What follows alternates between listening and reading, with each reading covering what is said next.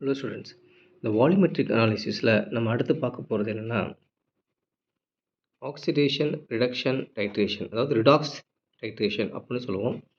ஆக்சிஜனேற்றமும் ஒடுக்கமும் நடக்கக்கூடிய ஒரு வினை இந்த இந்த தரம் பார்த்தல் நடக்கும். So oxidation and reduction.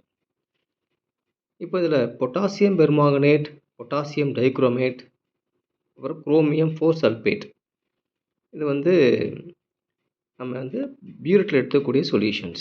ஓகேங்களா? ஸோ நம்ம பிப்பட் பண்ணி அதை கோனிக்கல் ஃப்ளாஸ்கில் எடுத்துக்கூடிய சொல்யூஷன் என்னென்னு பார்த்தீங்கன்னா இந்த மோர் சால்ட், அதாவது ferrous sulphate, ferrous ammonium sulphate, oxalic acid, calcium ion, இந்த பைரோலிசைட், அதாவது மேங்கனீஸ் டை ஆக்சைடு, அதே போல் H2O2 hydrogen dioxide, hydrogen peroxide, இந்த சோடியம் நைட்ரைட், அப்புறம் லெட், இது எல்லாமே நம்ம என்ன பண்ண போகிறோம் அப்படின்னா டேக்கிங் அஸ் பிப்பட்டட், அதாவது கோனிக்கல் ஃப்ளாஸ்கில் எடுத்துக்க போகிறோம்.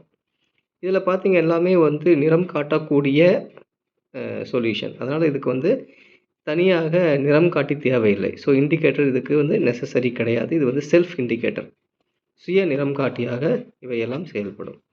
அப்போது potassium permanganate versus ferrous sulphate, இதுக்கு என்ன indicator? Self indicator. Potassium permanganate versus ammonium sulphate, ஏன்னா பொட்டாசியம் பெர்மாங்கனேட் அப்படிங்கிறதே உங்களுக்கு ஒரு நிறமியாக கிடைச்சிடும்.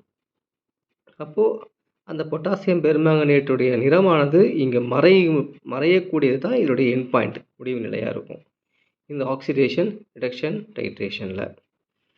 ஸோ இந்த பொட்டாசியம் டைக்ரோமேட், ஃபெரஸ் அயான், இது ரெண்டையும் நம்ம வச்சு டைட்ரேஷன் செய்யும் பொழுது இந்த ஆக்சிடேற்ற ஒடுக்க வினையானது எப்படி பண்ணுவோன்னா இதை யூஸிங் அஸ் இண்டிகேட்டர் பார்த்திங்கன்னா டைஃபினைல் அமீன் அல்லது என் ஃபினைல் நாத்ரின் ஆசிட், அதாவது இது ஒரு இன்டர்னல் இண்டிகேட்டராக இருக்கும்.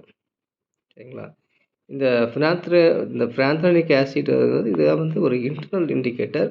அதே போல் பொட்டாசியம் ஃபெர்ரிசயனைடு, இதெல்லாம் external indicator. So that's 2 type of indicator, உள்ளார்ந்த நிறங்காட்டி வெளியார்ந்த நிறங்காற்றி. ஸோ இது internal indicator and external indicator, 2 types of indicator நம்ம இங்கே பயன்படுத்துகிறோம். அடுத்து இந்த சீரியம் 4 சல்ஃபேட், இந்த சினிமேட்ரிக் டைட்ரேஷன் இது ரொம்ப இம்பார்ட்டன்ட். இதில் நம்ம பிப்பட் பண்ணி கோனிக்கல் ஃப்ளாஸ்க் எடுக்கக்கூடிய சொல்யூஷன் பார்த்திங்கன்னா ஃபெரஸ் அயான், அதே போல் arsenic 3 oxide, sodium nitrite, potassium ferrocyanide, இதெல்லாமே நம்ம டேக்கிங் அஸ் கோனிக்கல் ஃப்ளாஸ்க். இப்போ நாம் என்ன பண்ண போகிறோம் அப்படின்னா இந்த டைட்ரேஷன் எகென்ஸ்ட்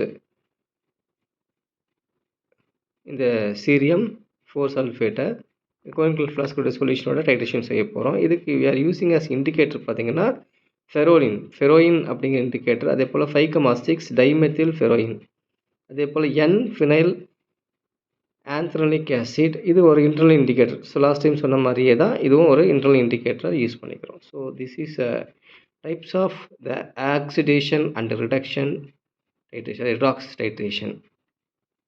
ஸோ இது ஆக்சிஜனேற்ற ஒடுக்கம் மற்றும் ஆக்சிஜனேற்றம், இவை ரெண்டுமே ஒரே நேரத்தில் நடக்கக்கூடிய ஒரு டைட்ரேஷன், ஒரு தரம் பார்த்தலானது இங்கே நடத்தப்படுகிறது.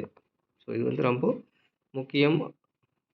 ஸ்டூடெண்ட்ஸுக்கு கண்டிப்பாக யூஸ்ஃபுல்லாக இருக்கும். இந்த டேபிளேஷனை ஞாபகம் வச்சுக்கணும். So thank you students.